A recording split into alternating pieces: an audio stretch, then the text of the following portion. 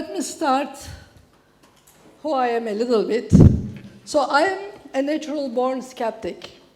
When it comes to people, those telling to me what to do, what not to do, what I can do or cannot do about my life. I guess this last one, especially this last one, is a summary of my life story. I had always this curiosity for life, a desire to explore the world rather than taking a guided tour led by others. So let me go a little bit deeper. So my first move in life, surely, was the divine assignment of being born. Like everyone has a couple of questions about the life. What is your life-changing moment? So mine was being born in a family which is civil servant, both of them, and a very traditional Turkish family, very religious grandma, who all day have their own rights. However, resulting a little girl that hates all kinds of rules and status quo. So, in summary, I was no different than every child. My parents were seeing me with their own virtues, of course. But don't get me wrong. Of course, I love my family, and really I adore them because they did their best to find my way out. However, when I was little, I was always saying that, oh, I will never be a civil servant. So I also respect the people who has a lot of rules and they obey the rules, etc. But that is not my thing at all. That's not me. So my thing was more like being the very test subject of my endless tries to discover my limits, my beliefs, and boundaries. So it might be a long list for you, but believe me, with a spin to create my own version, I can say, what does not kill you only makes you freer. Anyways, many moons and suns later came my second important move in life, which was the university life. So I went to Middle East Technical University, a chemical engineering department. By the time I was graduating from the college, I knew that my life was so precious to be left to the chance. When you have such a paradigm about your life, you also embrace the truth that you need to plan the moves ahead before someone else or circumstances does it on behalf of you. I planned my moves since I was not a rolling stone or got the moves like Jagger. My plan was all about treating my goals and dreams as plans. And my dream was thinking and acting free. All of my inherited social labels, like engineer, like, I don't know, woman or Turkish citizen, whatever, right? I didn't accept, actually, any of these labels, and I rejected all type of cliche options in a way that I should be able to explore the other possibilities in the world. For example, my parents, I always wanted me to live in Ankara, so after the graduation. Of course, it is a comfort zone, very nice life, no issue, but is it the right way to manage your life? So it was making me uncomfortable in reality. So it wasn't only Ankara, but I also wanted to leave behind. I was hungry, really hungry, to explore the world. And there it was, the gateway to my dreams. Actually, by chance, a company named Unilever. I borrowed some money from a dear friend before I depart from Ankara because I didn't have money at that time. And one suitcase and my car, and then goodbye to Ankara. So then, after Unilever, a few years later, I was very clear that I need to go to other countries. So my first international assignment was in UK Leeds.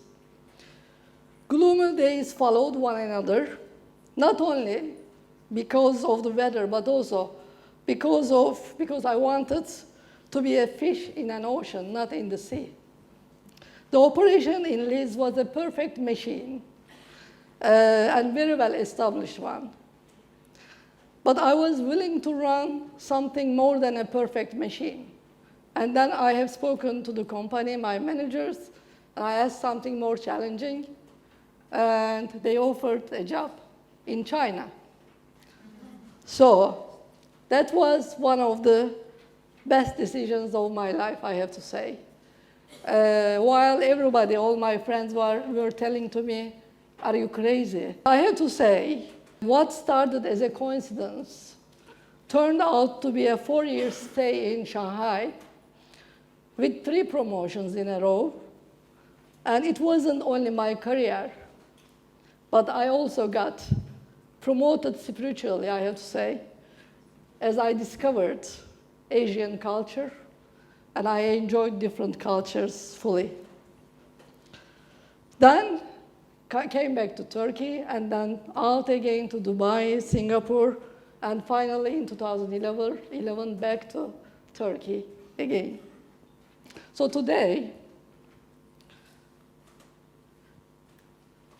I'm the supply chain vice president for a cluster which covers Turkey, Central Asia, Israel, and Iran, which is 19 countries, and responsible from supply chain, which is an operation for production, quality, safety, sales and operational planning, etc. And then you see all these brands. So I have teammates, approximately 3,000 people in these countries, producing and delivering from the raw material, pack material to the shelf, actually. And then they add all value, to these brands. So I'm really proud of leading that team, actually, in Turkey, in my country. So it is still others who call it a male-dominated field, supply chain, and see me as an extraordinary individual sometimes, but not me.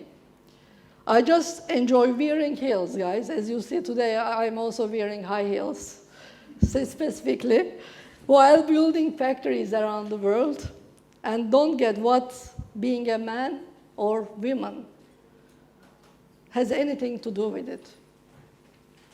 So I wish there were more people to understand, as long as you show respect to one's potential and cares about one's personality, there is no really difference between a male or female leader. So I am one of the lucky ones to be a part of a global company like Unilever, where regardless to the gender, one has access to diverse opportunities, such as experience in different roles and responsibilities, enriching yourself with different cultures you face, initiating important investments all over the place, collaboration with the institutions, and certainly contributing to the society by sustainable way of working, which is our responsibility for future generations. Speaking of the society, let's talk about people. I love people, and I'm real fan of people's potential. So I really love to meet new people, a desire to get to know different people, a never-ending quest to enrich myself with people from different cultures. As told you already so far, I lived in Turkey, UK, Dubai, Singapore, and China. But I won't even mention countries I visited for both professional as well as touristic purposes. That is why I am professionally, I think, in moving, and also have a flight experience to be called as an honorary pilot. So I'm sure you got the idea. My point is I have always been a self-driven person while planning my career moves. But again, I always benefited from influence of my life, influence of people in my life while making my moves. One of my favorite authors, you see here in the screen, David Mitchell, perfectly words this as our lives are not our own. We are all bound to others, past and present, and by each crime and every kindness, we birth future. In his book called Cloud Atlas, I'm sure you have seen the film as well. So true, we are all connected, and every move we make is as a part of a chain reaction. So with this belief, I always believe the people. I always start with empty page with everyone that I meet, and I believe people potential and give the chance to everyone that I worked, and most of the times, actually, I was right. And even the people who were told that they don't have potential, actually today, after they worked together with me, now they are working in various places in the world as the senior directors of the company. So trust pays back. I think influence is one of the most important properties a leader, on top of everything. So actually there is two secrets. Influence is one, I have to say, to create strong teams. There is merely a powerful tool as strong as influence to get people driven towards a certain goal. Influence makes you a leader. And without it, actually, you are only a manager, or even worse, a boss. I don't think the word boss possesses a positive meaning. I really don't like that. My second secret is putting all kinds of cliche labels away. As I freed myself from labels of all kinds in my life, I also freed people I work with from there in mind. So there was only one identity for all of them in the course of time. My partners in challenging the status quo and making the things happen. You have to make sure that glad I did list should be longer than your bucket list. Now, if you allow me, I would like to share a few of my glad I did lists that shaped my moves in my life. And I invite you to think about your moves when you have time. I am glad I always had an answer to the question, where do you see yourself in near future? Because that answer led me to the destination, or helped me figure out why I fell short. I am so glad, actually, I believed in myself, rather than what others wanted me to believe in. Because it gave me the freedom to be responsible of my own things, taking pride of my achievements, and not blaming others for my failures or my mistakes.